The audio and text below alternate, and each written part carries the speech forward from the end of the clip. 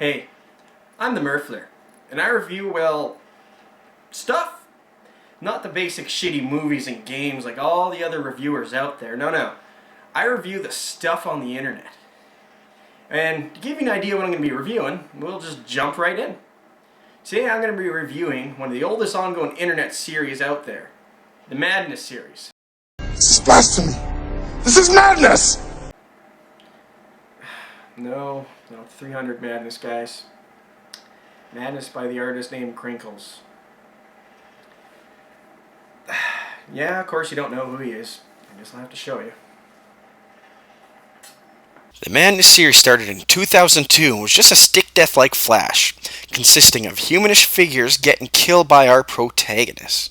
But as the episode goes on, the show slowly grows into something best described as total insanity. So you're probably wondering, how can something so simple turn into just utter insanity? Well, spoiler alert, in the first episode, Madness Combat 1, the protagonist Hank is just killing people for no apparent reason, or maybe just to dance the chicken dance or something. Regardless, only change up to him kicking ass as Jesus comes along with his cannons and zombies and tries to stop him. Actually, that sounded pretty crazy in its own right. But here, just hear me out. By episode 10, Madness Abortion or Abrogation, or however the fuck you pronounce it, never been able to pronounce these series names, Satan, with a corrupted halo of Jesus Christ, seeks to annihilate Hank and Sanford as the universe collapses around them. Alright, how the fuck does a series get this far when an episode lasts 10 to 15 minutes? Seriously, Lost couldn't pull this shit off, and they had a lot more time and a lot more fucking episodes than 10. Whatever. Now I gotta introduce you to the whole fucking cast of characters. And boy, they're pretty fucking colorful. Sort of. Being a show where there's nothing but red, gray, and black. So, the first character I'm going to introduce you to is Hank, our protagonist. This guy, well, to say the least, he dies a lot. But they always seem to bring him back tougher, faster. I already said stronger. No, that was tougher. Regardless, they bring him back more powerful than he was before. And man, don't make any fucking propane or propane accessory jokes. See what he did to these cunts here? Fucked him up with a propane bomb. Alright, next character up on the list is the Lord and Savior himself, Jesus. Now you're probably asking me, Jesus? What's he gonna do in a violent little cartoon like this? The man who told us to turn the other cheek? Well, isn't it obvious? You kill him with Sith lightning, raising an army of undead, telekinesis, and hellfire. Yeah, of all Jesus' crazy powers, the only one that bothers me is, why does the Lord and Savior himself, Jesus Christ, have the ability to send people or kill them with the power of hell? Oh, bless me heart, that's some blasphemy right there. Who would have Jesus killing people with the power of hell and hellfire? That's just, this is blasphemy. Isn't that right, black guy? This is madness! No, you're gonna keep doing that fucking joke through the whole review, aren't you?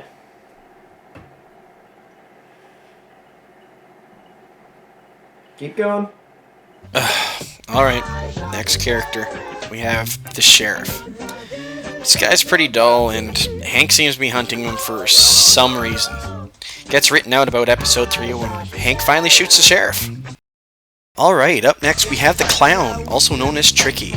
This guy's an interesting character, not the same way Jesus is with the crazy kooky powers, but more if he's a character everyone learns to fear.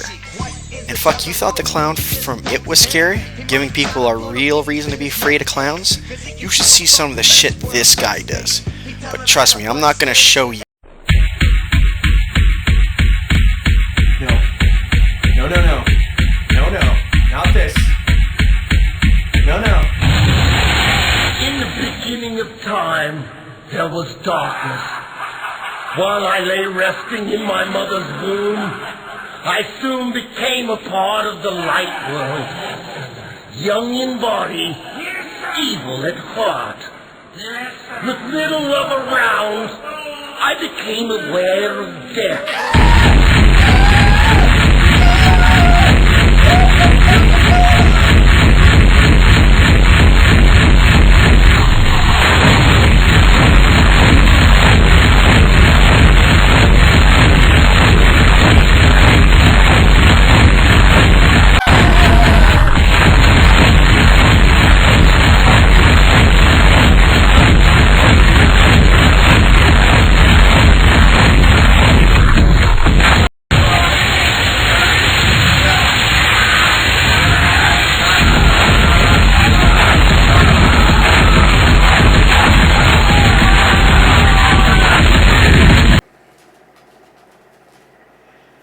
second to continue with this review.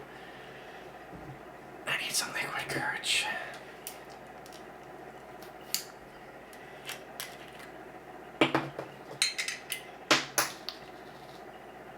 Oh, fuck this. Just... Oh.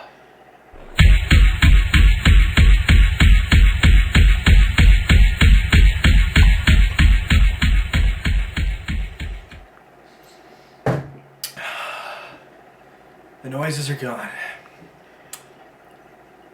Let's continue. Alright, moving on from that, we meet our next character, the Devil. This guy's a stereotypical bad guy, really, you know, black smoke, black everything, red eyes, and of course he's the root of all the characters' problems. Tricky's, Hank's, and of course Jesus's. Who would have thunk it? Last and surely not least is the B-Team, Sanford and Demos. The only people in Novato seem to be on Hank's side.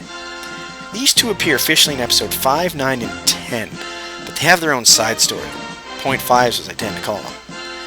But the real star of the group is Sanford, with his derpy face and his coolest melee weapon ever. A fucking meat hook on the end of a cable, and man, he gets some painful looking kills with that thing. Huh. Note to self. Next D&D character will use meat hook for weapon. Alright, now that we have all the character introductions out of the way, it's time for me to ask some questions about this series that tends to bother me. And now, before all 3.9 million of you fucking tie me up and burn me at the fanatic stake, let me make one thing clear. I like this series. It's some good mindless killing. It looks pretty nice. The guy's got some nice animation, and it is generally all around good. And secondly, any fucking question I ask about this series can simply be answered by, can't believe I'm saying this is madness. This is Sparta! Stupid fucking overused joke.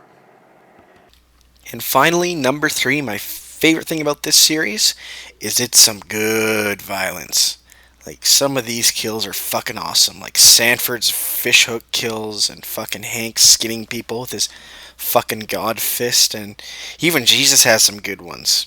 You know, Tricky, he has one or two compared to the sheriff who has none besides accidentally shooting his friends. Like, take a look at this. And this. Ooh, and this is a good one too. Now, my first question about this series is, why is everyone doing what they're doing? Of all the characters in this series, Tricky's motives makes the most sense. As you can see in this scene here, he takes the form of Demon Clown Beast of White Fire because he wants to get revenge on Hank and torment him. Hold on a sec. Why does he need to take the form of Demon Beast of White Fire? He killed Hank twice without even needing to take this new form. Why suddenly does he need to do this now? Oh yeah! The Drive. Fuck. Who would have thought a drive that can defy the laws of physics can turn a fucking zombie clown missing the top of his head into a white demon of fire? Yeah, that makes sense. Or maybe it's Satan, you know? He's all based around weight and stuff and his clouds and angels. Oh no, wait, that's Jesus. Ugh. Okay, back on track. I honestly see why Jesus is doing what he's doing. He just simply wants to put an end to all this madness. What the fuck was his agenda in the previous 7 episodes? Is it that him and everyone else just hate Hank so much they want him dead? Oh, and speaking of which, I forgot Hank loses his drive when he slays the sheriff in episode 3. And that also begs the question, why'd he do that in the first place? Do they just hate each other that much? Where they're, like, what happened? Did one steal the other's dog? Did they steal the other's girlfriend? Maybe they got sand kicked in their face by the others when they're in school. Maybe Hank was their bully when they were in school or something. Never thought Jesus went to school, let alone a fucking zombie clown or Satan. Oh, but you know what? I know the answer to this. This is madness! Madness. This is Crinkles!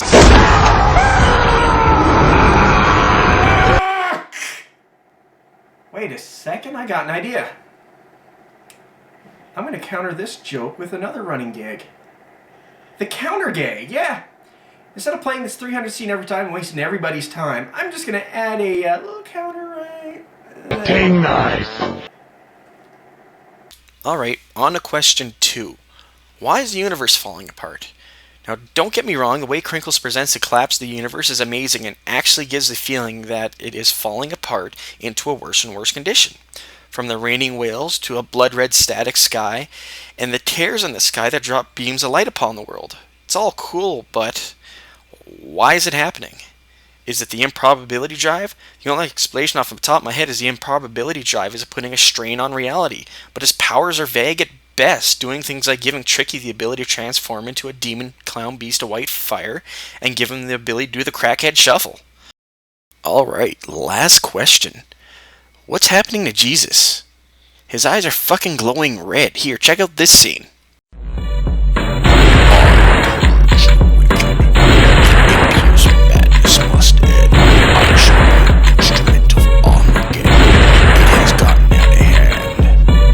Jesus takes apart his gun quickly, the barrel vanishes behind his back for some reason, and then we hear his final words before the killing starts. The end has begun. Fucking deep, man. Alright, now that we have all the questions out of the way, we can start this review. Oh, cocksucker!